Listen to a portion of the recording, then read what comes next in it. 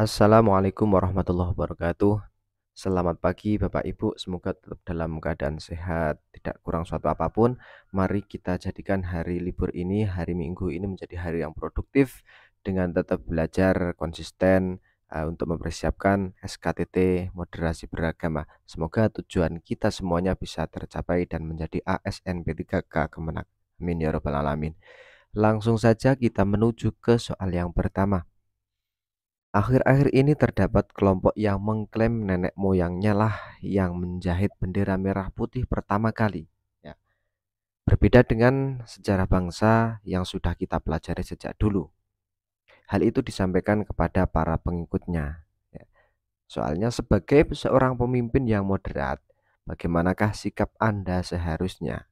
Jadi dalam soal seperti ini, analisis seperti ini, pertama yang harus kita pegang adalah pondasinya. Bagaimana pondasi tentang pemahaman kita itu harus kuat. Karena tanpa ada pondasi yang kuat, kita tidak bisa menganalisa dengan tepat dan akurat ya. Dalam soal ini ada sebuah kelompok yang mengklaim bahwa bendera merah putih itu yang menjahit pertama kali adalah nenek moyang saya. Maka bagaimana itu sikap kita sebagai seorang pemimpin yang moderat?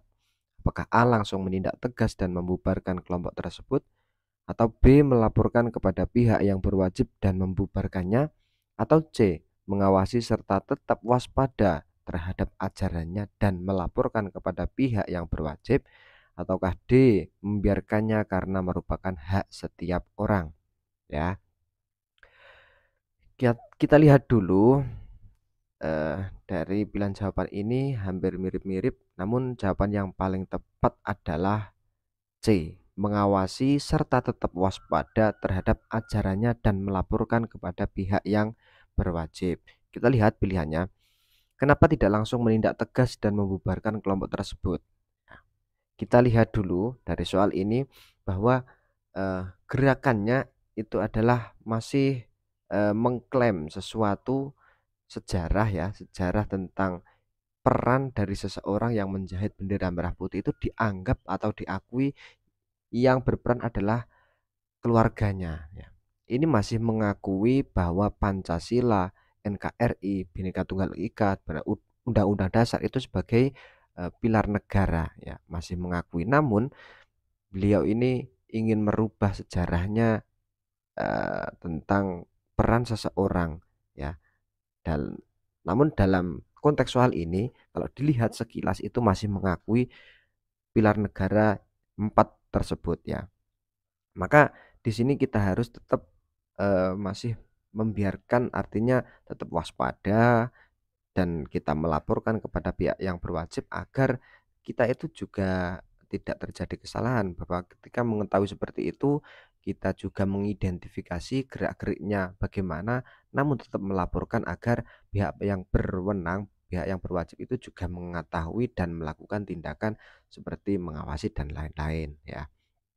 Kalau langsung membubarkan ini terkesan eh, lebih ke kekerasan ya.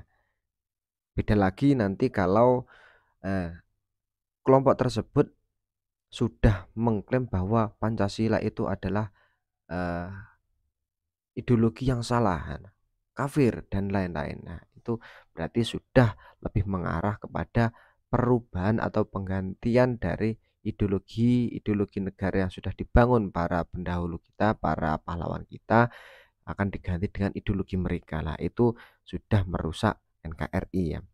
Kalau seperti itu harus ditindak tegas ya, bahkan bisa dibubarkan. Melaporkan kepada pihak yang berwajib dan membubarkannya. Nah, ini melaporkan ini benar, tapi membubarkan langsung dengan sesuai konteks tersebut ini tanpa ada analisa terlebih dahulu, pengawasan terlebih dahulu, maka ini lebih condong ke kekerasan. Kemudian yang D membiarkannya lah, kalau membiarkannya ini justru kita salah. Kita tidak peduli terhadap persatuan dan kesatuan negara ini. Kita tidak menunjukkan rasa cinta tanah air ya. Kita harus tetap waspada, apalagi kita seorang ASN ya.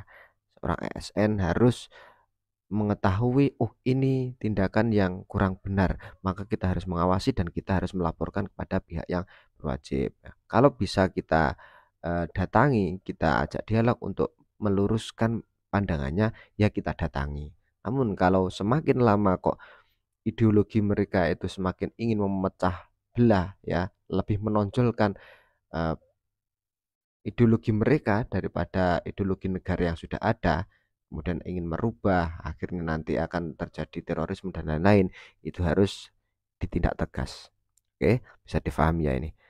Soal selanjutnya, pada suatu daerah terdapat perselisihan antar pemeluk agama yang timbul akibat permasalahan pendirian rumah ibadah yang dianggap belum memenuhi persyaratan yang berlaku. Namun, dari pihak tokoh agama tersebut sudah mengatakan bahwa persyaratan sudah terpenuhi.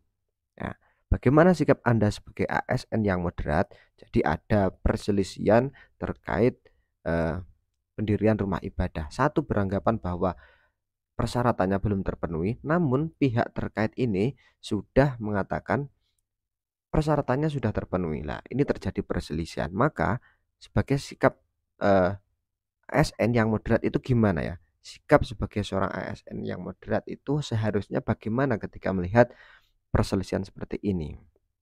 Nah, dari soal seperti ini kan kita lihat, oh mana yang benar, mana yang salah kita belum tahu. Kita harus menelisik dulu apakah memang benar yang dikatakan A ataukah memang benar yang dikatakan B ya. Maka kita lihat pilihan jawabannya, melarang agama tersebut untuk mendirikan tempat ibadah baru demi untuk menjaga kerukunan dan persatuan. Kalau kita melarang, apakah ini akan menyelesaikan masalah? Ini justru nanti akan menimbulkan masalah baru. Seakan-akan kita sebagai pemimpin itu tidak adil ya, lebih memihak kepada sebelah. Kalau melaporkan kepada pihak berwajib untuk membubarkan pendirian rumah ibadah, lah ini justru tidak toleran ini, lebih ke kekerasan. Seakan-akan, ini kok langsung dibubarkan. Ikut menyelesaikan persyaratan pendirian rumah ibadah agar permasalahan segera selesai dan tidak terjadi perpecahan. Nah, apakah ini juga akan menyelesaikan masalah? Apakah nanti salah satu pihak ini bisa menerima? Nah, ini juga kurang tepat.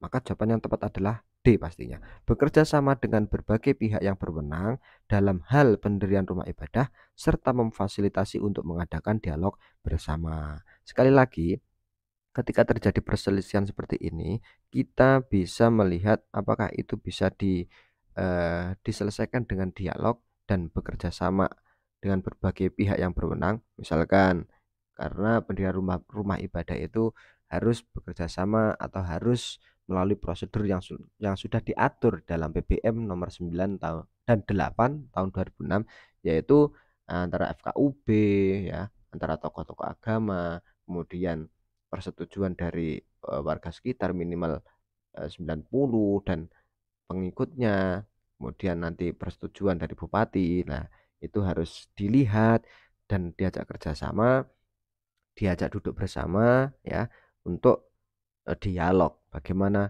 menyelesaikan masalah ini dan apa yang kurang kita angkat bersama dan kita selesaikan bersama. Lah, jawaban seperti D ini akan menimbulkan rasa persatuan, rasa toleransi, gotong royong, kerjasama dan saling memaafkan ya apabila terdapat perselisihan.